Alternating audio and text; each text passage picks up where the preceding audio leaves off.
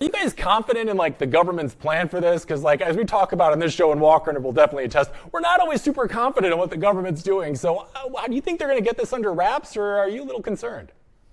You never know what the agenda is. So just in the meat industry, kind of like the financial industry or the medical industry, the small businesses have been consolidated just in the last few years, what's called the big four meat companies. JBS, Tyson, Cargill, and National, I believe. Two of those are Brazilian owned. So these are multinational industries that are not American. And what happened was all of the small ranchers, I don't know if you remember during COVID, but there's a string of fires where these small butcher shops caught fire. And kills, where they actually, so if you're USDA meat, you have to bring your live animals to, in the industry, it's called kills. So it's basically where you bring the live cattle in a polite way, the animals get dispatched, and then they come out as boxed meats that you would buy in the grocery store.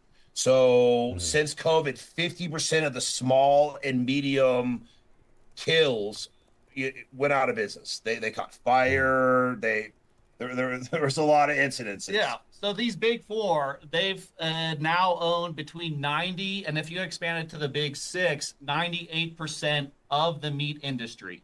So it doesn't matter what brand you get. You can go to your local grocery store and you see a green package, grass-fed, grass-finished. It's still coming from that big four. They've got hundreds of brands depending on their clientele and the region.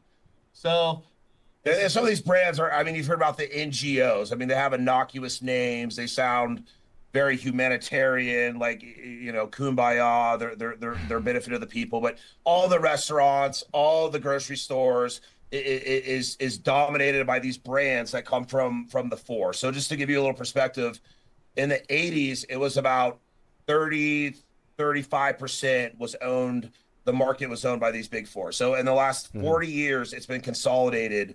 Same in the Bitcoin, the analogies in the central bankers. Yeah. So it's